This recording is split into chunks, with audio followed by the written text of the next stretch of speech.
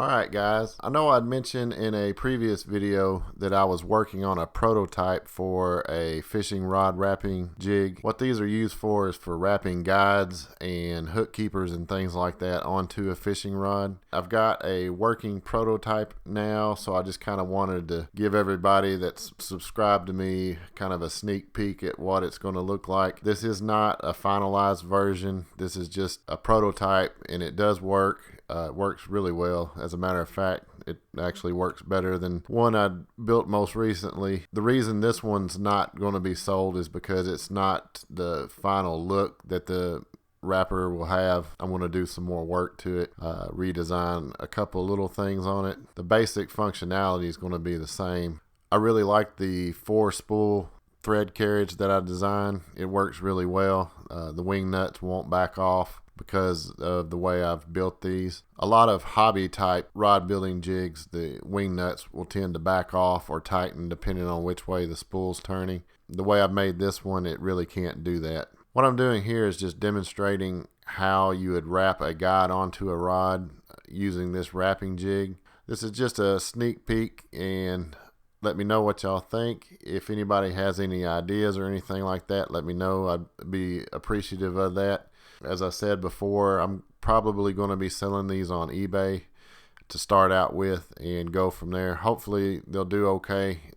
The jig itself is actually going to be higher quality than most of what I've seen as far as hand wrapping jigs go. The wrapping jig itself is made out of high density polyethylene. It's a really nice material to work with. For the purposes of wrapping a fishing rod, the V-notches don't require any sort of felt or anything like that to keep the rod from getting marked up from the jig itself. High density polyethylene is very dense, but it's also pretty soft. It has a self-lubricating type properties to where things spin freely in it without binding. I also use high density polyethylene for the thread carriage on the spools.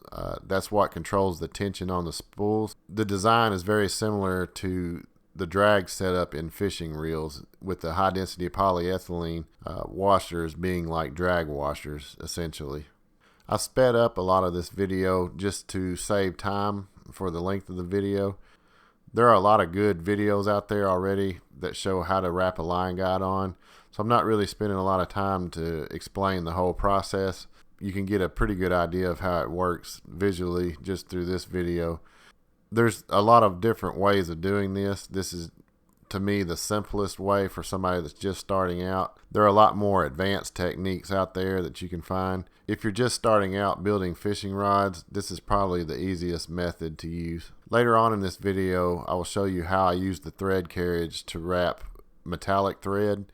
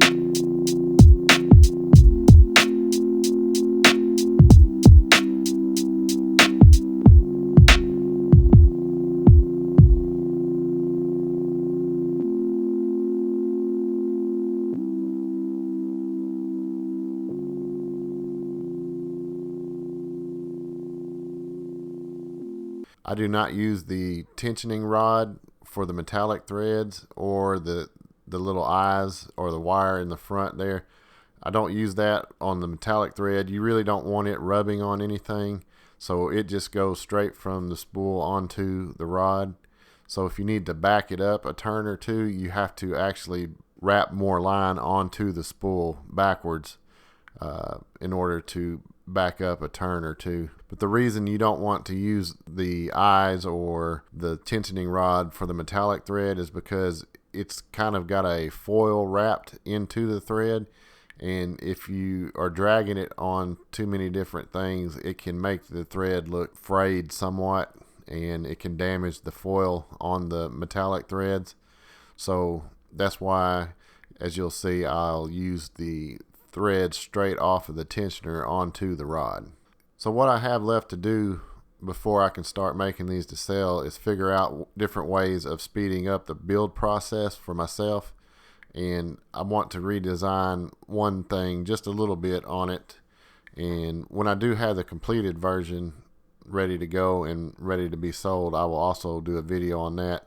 That will be more like an instructional video.